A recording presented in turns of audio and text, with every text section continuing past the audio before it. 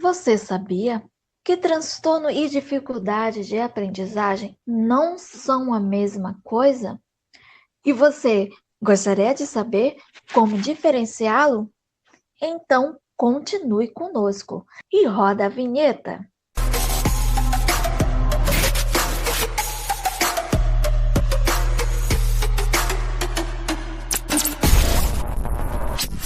E para você que não nos conhece, muito prazer, eu me chamo Caio Otávio. Prazer também. Eu me chamo Érica Mourão.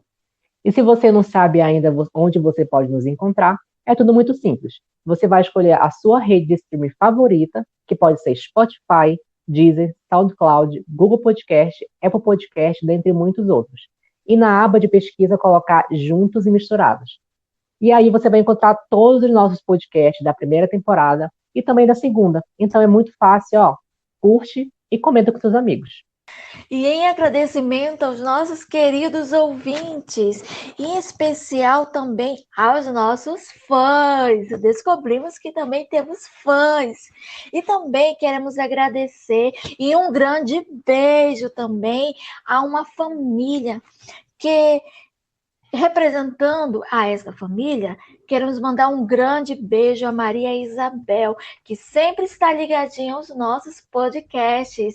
E muito obrigado pelas participações aqui embaixo nos comentários de todos os podcasts, no Instagram, nas curtidas dos novos inscritos. Bem-vindos à família Web Pedagogia. Hoje, em nosso diálogo, recebemos o professor Gessé. Professor, dá um oi e se apresente para o nosso público.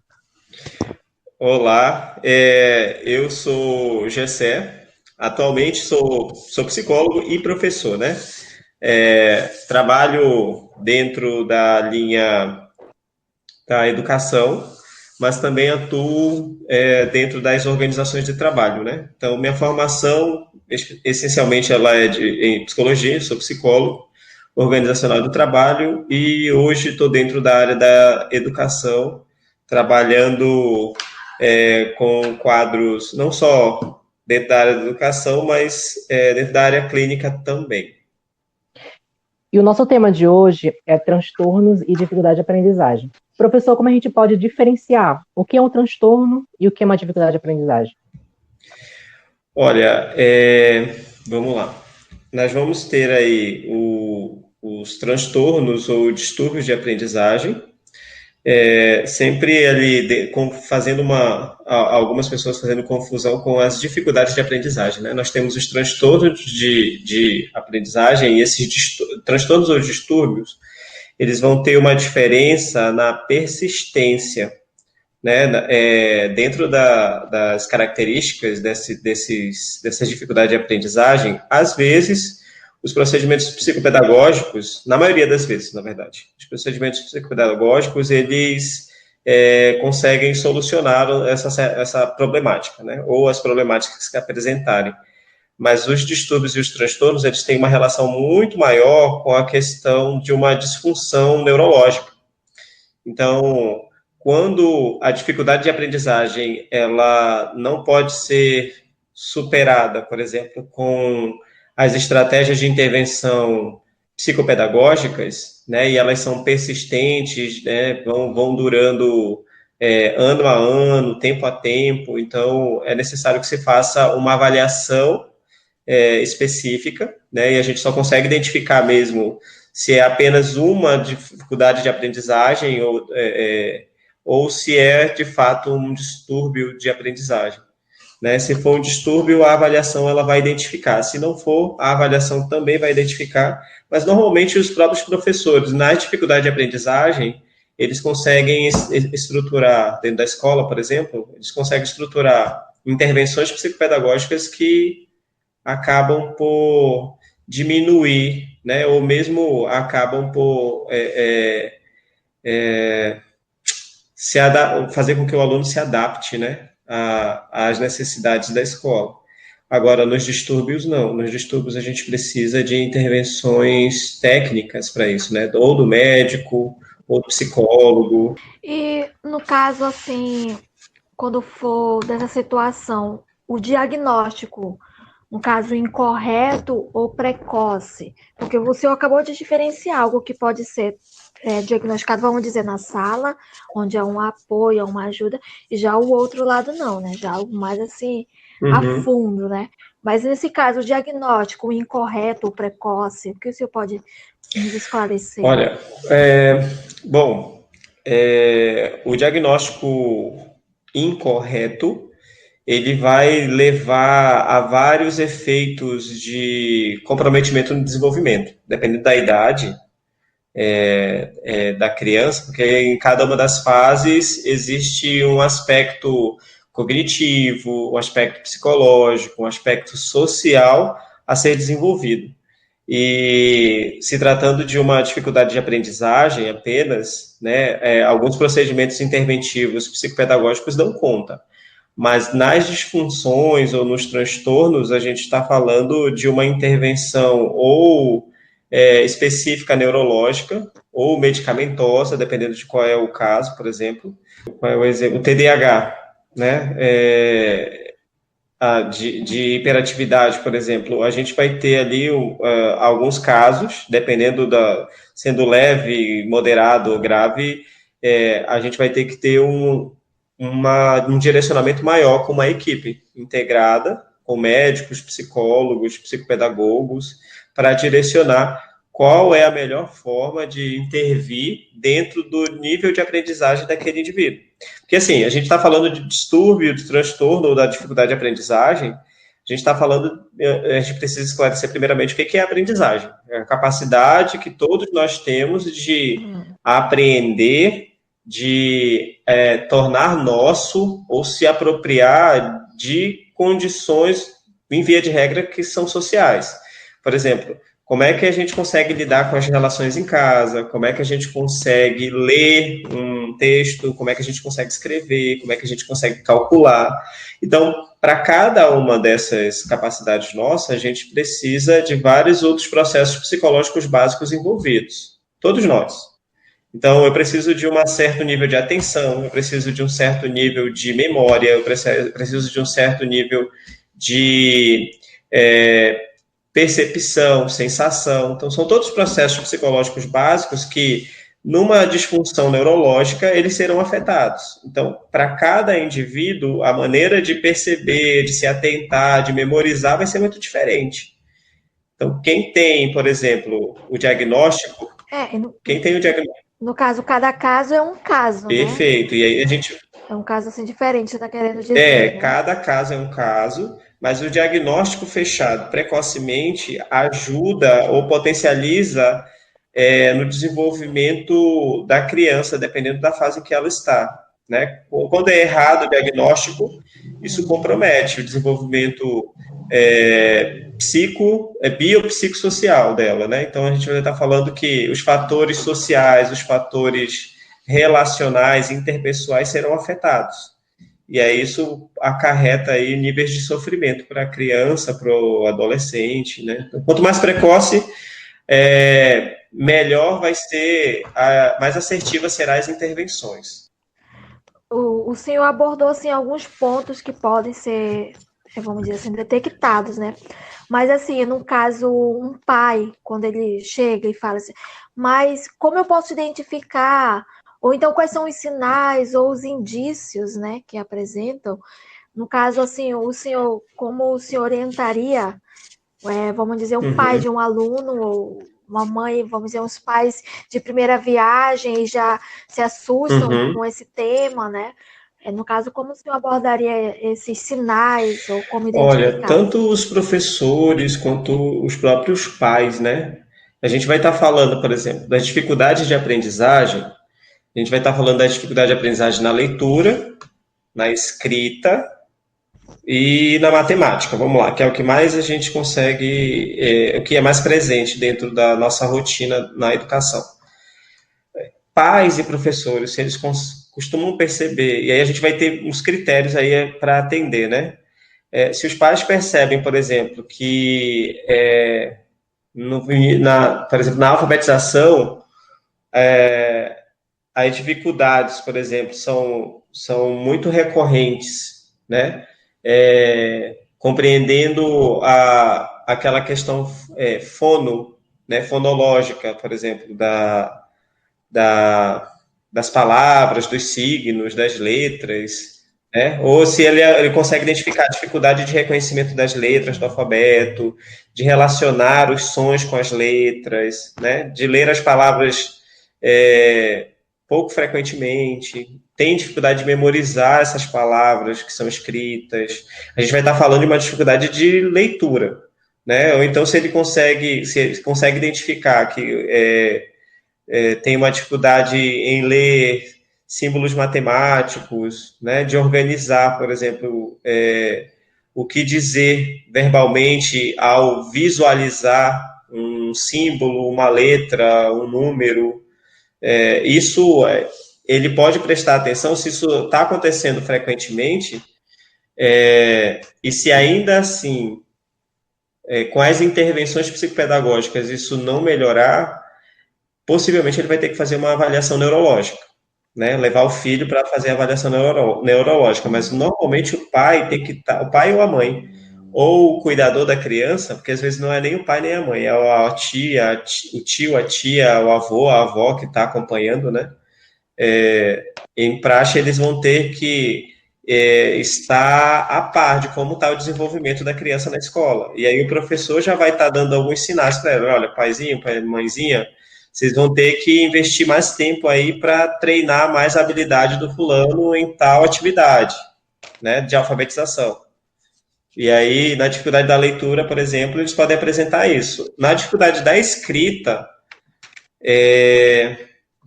a criança ela vai apresentar uma incapacidade em permanecer nas linhas ou imagens delimitadas, né, dentro do caderno, porque no caderno nós temos as linhas lá para a gente direcionar as palavras, né, ou a escrita. Ainda dentro da dificuldade da escrita, ela pode identificar também uma dificuldade motora fina, né, a dificuldade persistente em estabelecer o movimento de pinça, por exemplo. Uma lentidão, né, muita lentidão na escrita, né, ou então muito acelerada também, né, não pode ser nem muito lento, nem muito acelerado.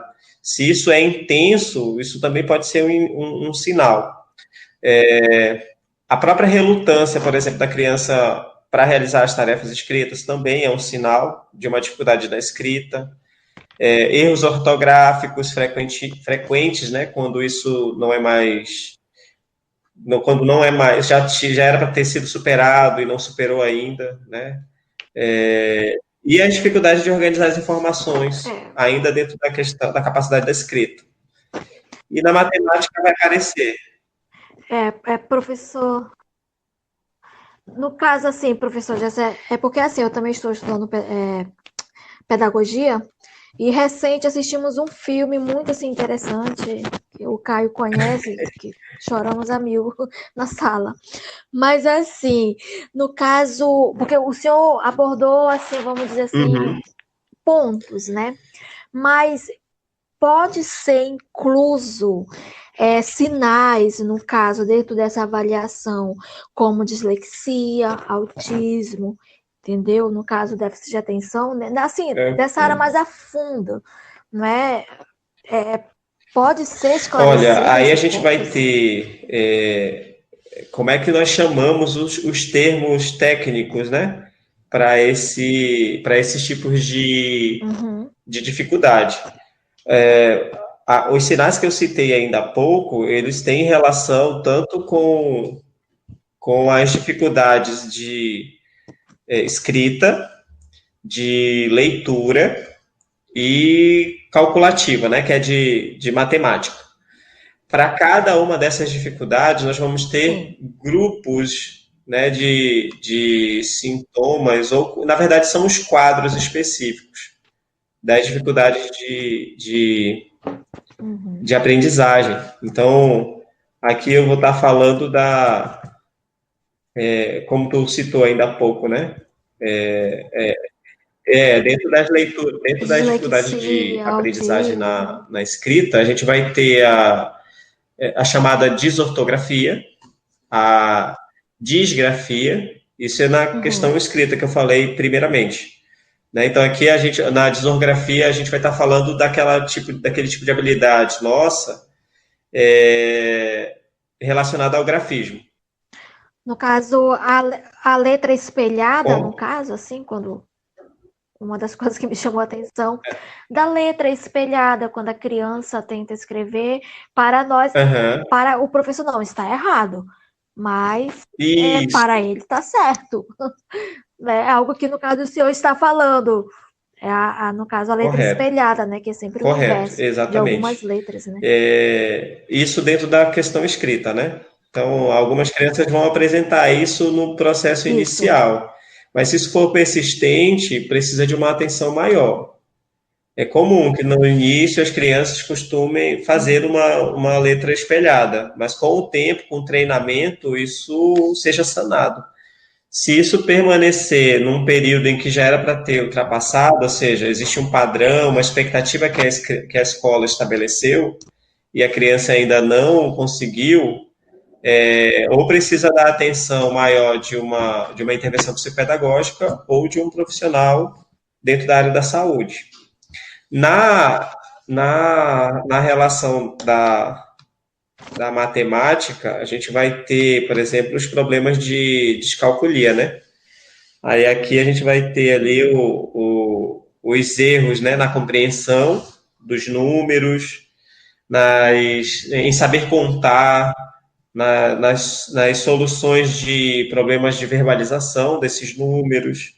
Então, a descalculia, ela é uma dificuldade de aprendizagem dentro dessa área da matemática.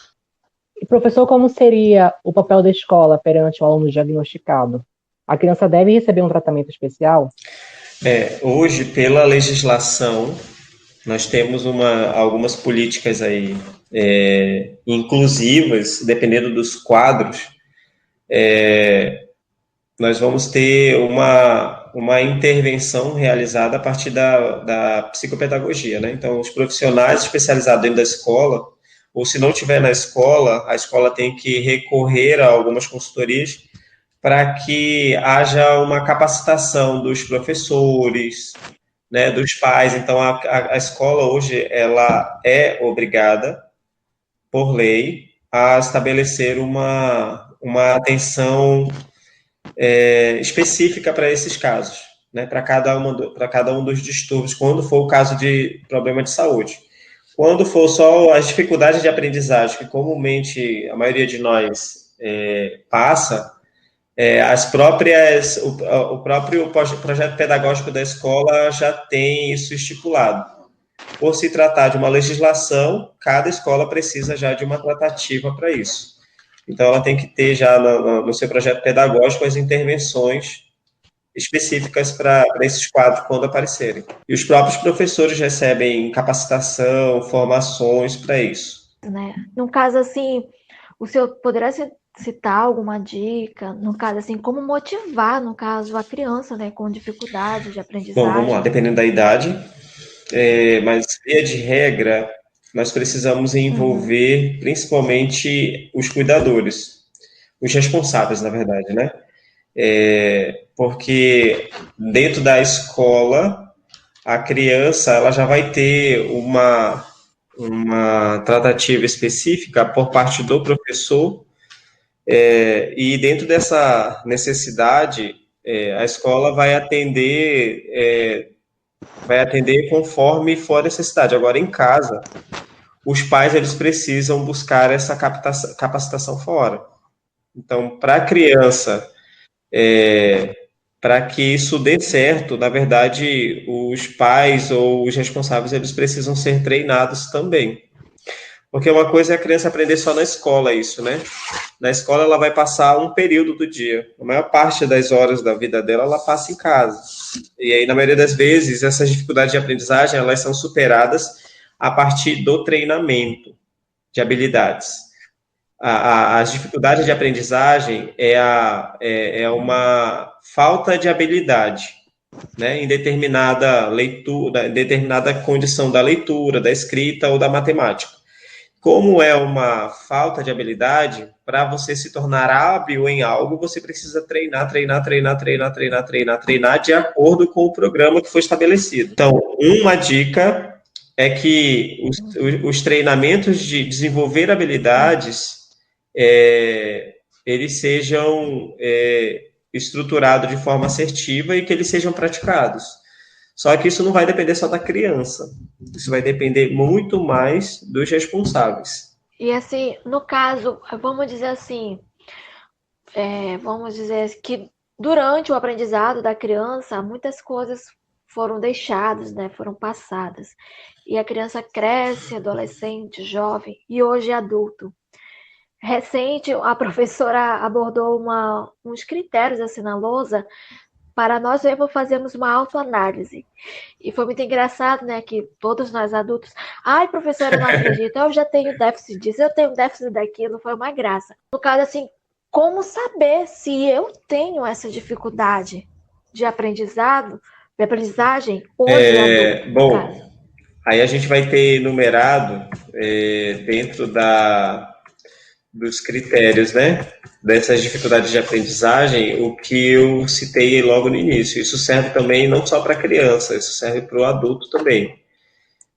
Se é uma constância, se isso se repete frequentemente dentro da escrita, dentro da leitura ou dentro da matemática, né, se essas características que eu citei, por exemplo, dificuldades na matemática, em compreender número ou não, a expressão numérica que não seja simbólica, né, não conseguir distinguir rapidamente entre grupos com números, grupos de números, né, com mais ou menos itens, por exemplo, ler um grande número, o adulto está apresentando isso frequentemente, recorrentemente, isso pode ser um indício, um sinal, mas isso tem que estar alinhado também a várias outras dificuldades. Se tu tem déficit, por exemplo, nas operações matemáticas por escrito,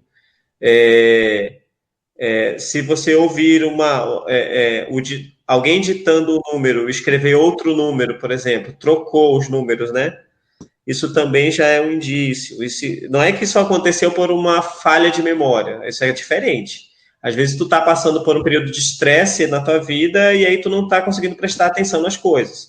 E aí tu escreve errado, lê errado, mas isso tá acontecendo ocasionalmente.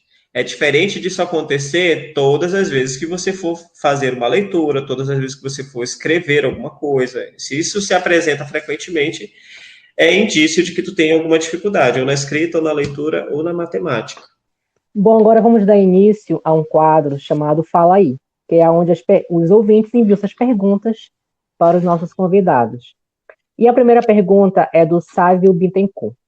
Como os pais das crianças com distúrbios podem envolver-se de forma mais ativa na aprendizagem do filho e na parceria com a escola? Olha,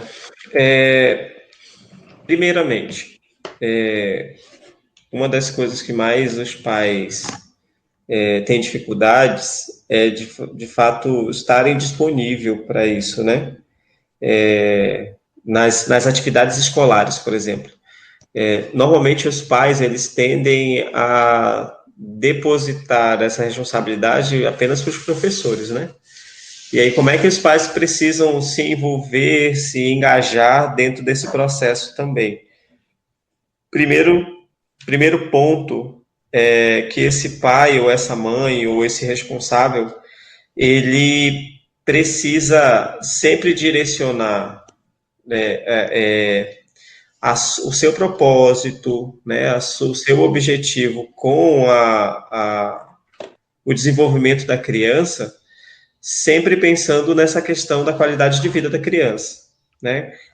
Não, ele precisa encontrar meios de se dedicar a acompanhar a criança, quer seja na escola ou em casa, para que ele consiga identificar, como foi dito logo no início, quanto antes esse diagnóstico ou esses sinais forem identificados, melhor vai ser para que esses pais ou esses cuidadores ou responsáveis consigam proceder em casa para aumentar a qualidade de vida dessas crianças. Porque qualquer um de nós com déficit em alguma coisa, isso acarreta nível de sofrimento para a nossa vida. E aí, como é que o pai e a mãe devem se envolver? Basicamente, pensando nessa qualidade de vida da criança, né? Porque aí, se o pai e a mãe deixam somente para a escola a responsabilidade para isso, a criança deixa de ser atendida na parte da vida pessoal. Que aí o que eu trabalho com os meus alunos é o quê? Nós sempre estaremos sendo influenciados pelos fatores biológicos, psicológicos e sociais. Né? Então, biologicamente pode estar tomando remédio para um TDAH, por exemplo? Pode. Mas se o pai ou a mãe não se envolverem, não se comprometerem com esse tratamento, por exemplo, só a medicação não vai adiantar. Então, só tratar da parte biológica não vai adiantar. E aí, o pai e a mãe, eles precisam se envolver a partir desta ideia ou propósito de oferecer qualidade de vida para os seus filhos, né? Ou para as crianças. Selma Pontes pergunta, caso não seja tratado ainda criança, o problema pode trazer consequências na vida adulta? Pode, na verdade, as consequências, porque a gente está falando, se for numa fase infantil, a gente está falando das primeiras fases de estrutura e construção cognitiva e emocional, por exemplo. Qualquer uma das situações de déficit ou dificuldade, isso vai mexer no sentido de as experiências de vida, elas sempre vão ganhar um significado para a gente. Todas as experiências de vida, quer seja na escola ou em casa. E quando nós temos um certo déficit na leitura, na escrita ou na matemática, isso vai refletir automaticamente nas habilidades profissionais e técnicas, né, de um indivíduo. E aí imagine um indivíduo que se tornou aversivo à escrita, à leitura e à matemática. E aí ele tenha que futuramente adentrar o mercado de trabalho, que é o que acontece conosco. Para que a gente sobreviva hoje na nossa sociedade produtiva, capitalista, ele precisa se envolver com esse meio de produção. Como é que ele vai desenvolver tecnicamente essa produção, se hoje a nossa geração é uma geração de conhecimento e de informação, e que esse conhecimento, essa informação, via de regra, vem por meio da leitura, da escrita, da matemática. Então, a gente vai ter um adulto deficitário em vários outros aspectos, né? Isso vai, se não tratado de forma antecipatória, né? Se não for diagnosticado antecipadamente, isso acarreta não só problemas cognitivos, mas emocionais também, gerando vários outros problemas psicológicos. Transtornos de depressão, transtorno de ansiedade, que tem muita relação com isso, transtorno de fobia, né? Então, a gente acaba recaindo dentro dos problemas de transtorno psicológico, não só mais de aprendizagem. Kathleen Cristina pergunta, como fazer para auxiliar a criança no processo de leitura e escrita, envolvendo trocas e ausências fonológicas? Olha, nós temos algumas técnicas ou estratégias que são pautadas dentro São pautadas dentro do treino de habilidades, né? Então, normalmente, as atividades de escrita e de leitura, eles exigem que a criança, ela cumpra com um programa de exercícios em que ela tenha que fazer repetições, né? E aí a gente vai chamar isso dentro do modelo de condicionamento comportamental, treinando as habilidades dessa leitura e dessa escrita. Então, todas as vezes que a gente estiver lidando com o treinamento da leitura e da escrita, uma das melhores técnicas que se aplica a isso são técnicas pautadas no método ABA, que é a análise aplicada do comportamento. Nos quadros de dificuldades, a partir dos distúrbios, os métodos ABA, que são as análises aplicadas do comportamento, elas são as melhores técnicas para ser aplicadas. Na verdade, isso tanto para a escrita quanto para a leitura, quanto para a matemática também. Hoje, o que está dando mais certo são técnicas com base no método ABA. Fábio Vale pergunta: transtornos e distúrbios são hereditários? Vamos lá. Transtornos e distúrbios, como eu falei um pouquinho antes, sempre nós estamos sendo influenciados por fatores biológicos, psicológicos e sociais. Nesse viés dos transtornos e distúrbios, há uma tendência de genes ou a herança genética estar influenciando. Então, se a criança apresentou isso na escola ou está apresentando hoje em casa, a gente sempre vai fazer uma busca de uma anamnese assim para buscar se alguém dentro da família, ou pai, ou avós, ou tios, se alguém apresenta alguma característica parecida, porque via de regra, sim. Então, nós somos seres biopsicossociais, fatores biológicos pautados na herança genética, elas nos influenciam a todo instante, a todo momento. Então, sim, possivelmente, se for um quadro fechado de avaliação neurológica realizando o diagnóstico, possivelmente ela vai identificar um fator genético aí. Levi Araújo pergunta: as pessoas com distúrbios e transtornos podem trabalhar? E em que tipo de trabalho? Vamos lá. Hoje, nós temos uma política de inclusão no trabalho, né? Então, normalmente, em via de regra, né, nem que seja normalmente, as pessoas que estão sendo incluídas são pessoas que, em via de regra, elas têm uma dificuldade leve, né? Assim, transtorno diagnosticado, o distúrbio fechado mesmo ali, o diagnóstico totalmente fechado, dependendo do grau leve, moderado ou grave, as empresas elas tendem a captar pessoas que consigam render ou dar produtividade, né?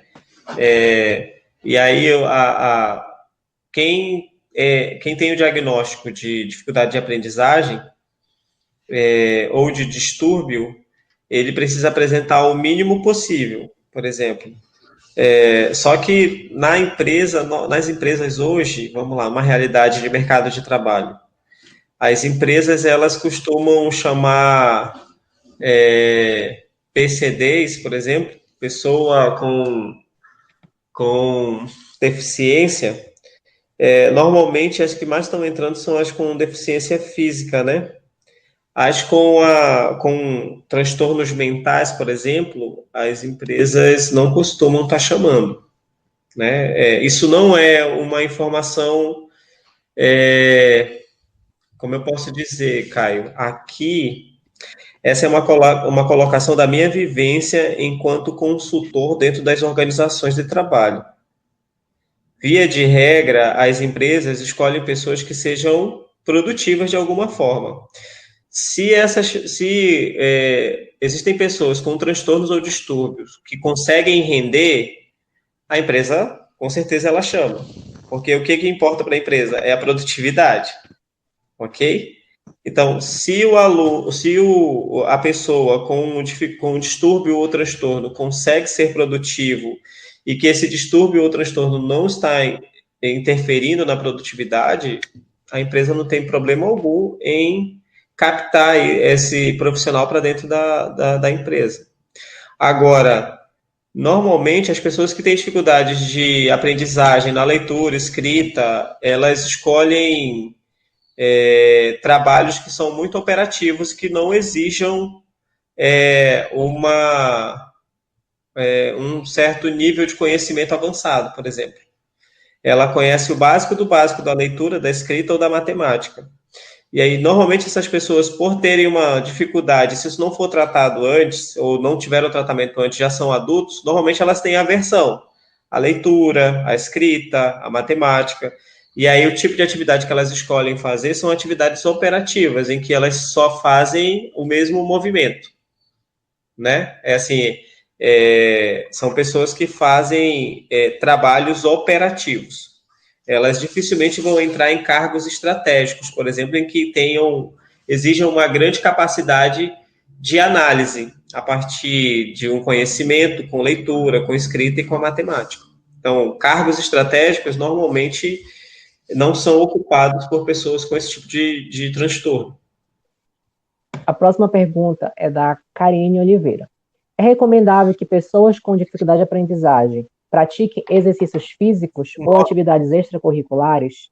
Que tipo de atividade você sugeriria? Olha, lembre-se que tudo que é fator que influencia no teu biológico, ele sempre vai te influenciar ou para benefício ou para malefício, né?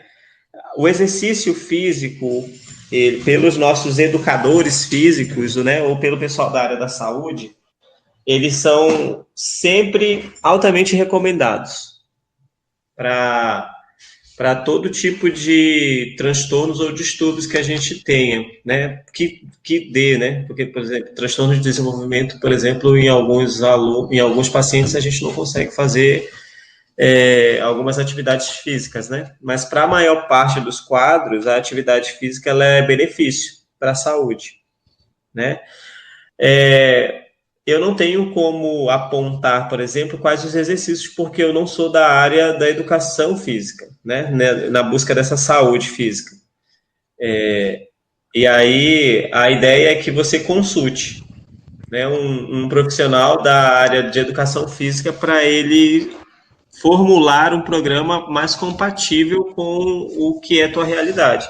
Porque às vezes a gente acha algumas receitas prontas na TV e os relatos das pessoas que deram certo, só que aquela experiência de vida deu certo, a tua experiência é uma outra. Então é importante que você tenha indicações técnicas para isso. Eu não sou a pessoa mais correta, na verdade, para indicar um exercício físico, por exemplo, para que as pessoas façam. Eu indico que procurem e que tenham um profissional tecnicamente preparado para instruir ou formular um programa de exercício para a sua saúde. Késia Meirelles pergunta: meu filho tem dificuldade de aprendizagem, tem 10 anos e não sabe ler. O que pode me indicar para ajudá-lo? Bom, eu precisaria saber, por exemplo, se a criança ela tem algum diagnóstico. Se não tem, se essa dificuldade é uma dificuldade que está acontecendo só porque falta maior incentivo, porque falta treinamento, aí a gente está falando de um processo psicopedagógico, né? Se a mãe não tem um direcionamento da escola, ela precisa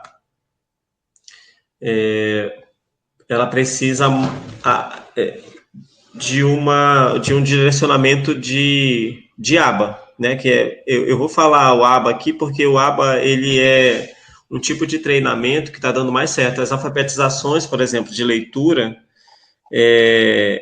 a aba ela traz inúmeras técnicas para isso e não tem ninguém que tenha propriedade específica para fazer e aplicar o aba.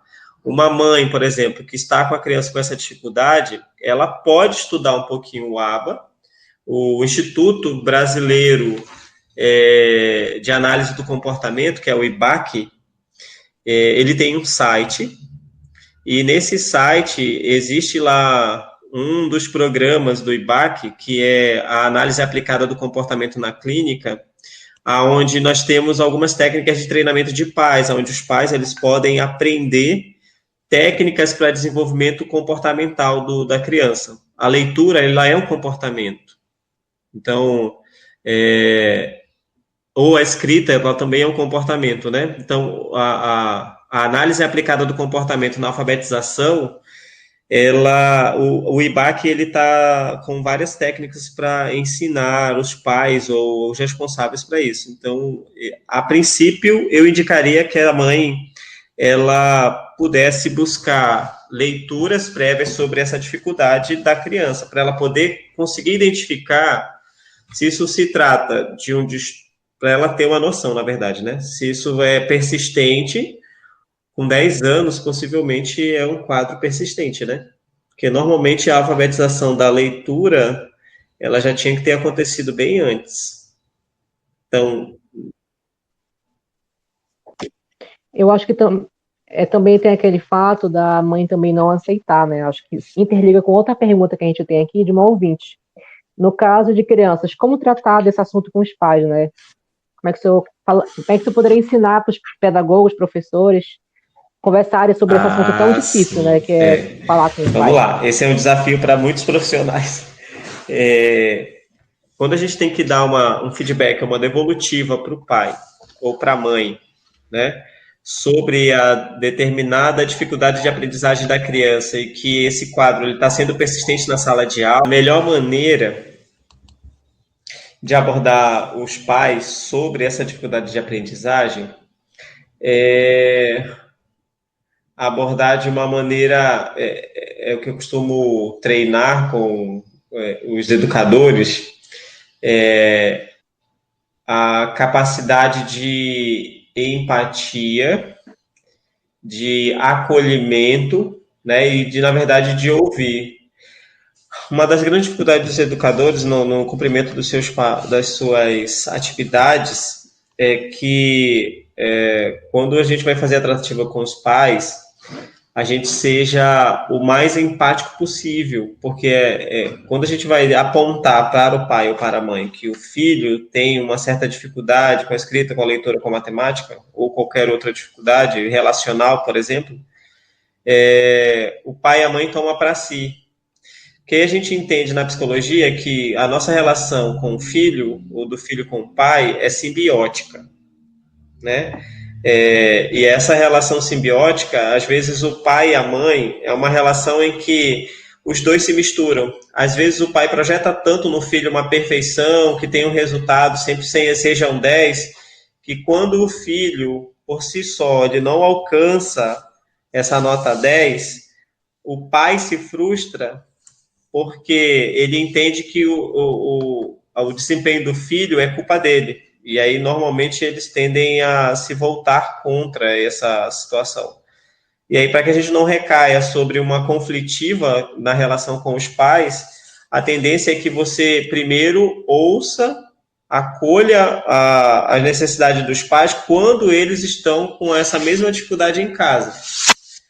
A ideia é que você primeiro escute os pais para saber como é que está o desempenho dos filhos dentro de casa com relação às tarefas.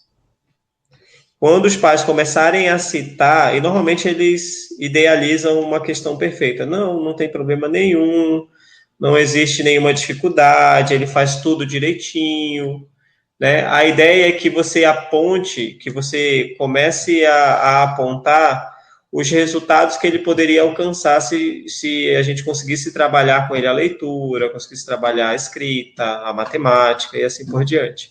Porque quando o educador ele está pautado dentro do potencial da criança, o pai e a mãe tendem a ser mais abertos e flexíveis aos comentários que os professores ou os profissionais têm a fazer sobre os seus filhos. O que não pode, em hipótese alguma, é adotar uma fala em que o pai ou a mãe sinta que a culpa é deles. Porque, normalmente, quando a gente percebe que a gente pode ser o culpado de um determinado resultado, a gente tende a ser mais agressivo, inicialmente. Entende? Então, a melhor abordagem é aquela abordagem empática. Psicologando pergunta: os medicamentos podem causar dependência química? a criança vai precisar tomar por toda a vida, ou eles podem ser retirados em dias que ela não vai precisar de concentração. Eita. Ou eles funcionam como Vamos lá. antidepressivos. Bom, aí nesse ponto ele está falando, a pergunta ela se refere a quadros psicológicos, né? Aí eu consigo me ater a explicar a partir do conteúdo psicológico. Dentro dessa necessidade do medicamento, a medicalização dos pacientes, elas vão ser importantes para que a gente desenvolva consciência sobre o determinado quadro.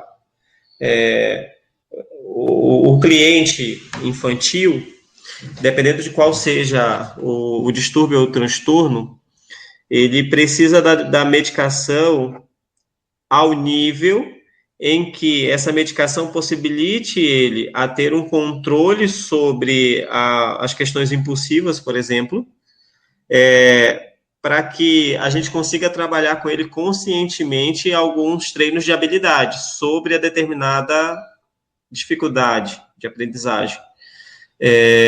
Agora, se ele vai tomar para a vida toda, depende do agravamento. Qual é o quadro? Se for um quadro grave, normalmente existe uma tendência, não é que todo mundo vai passar por isso, mas há uma tendência a medicalização ser feita numa dosagem diferenciada a partir da melhora ou da piora desse cliente, desse paciente.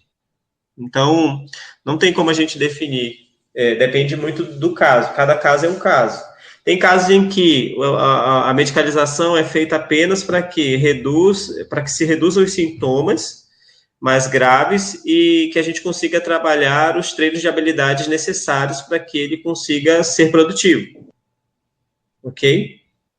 Agora, os casos graves, normalmente, eles precisam de um tratamento intensivo, tanto na medicalização quanto em qualquer outro procedimento.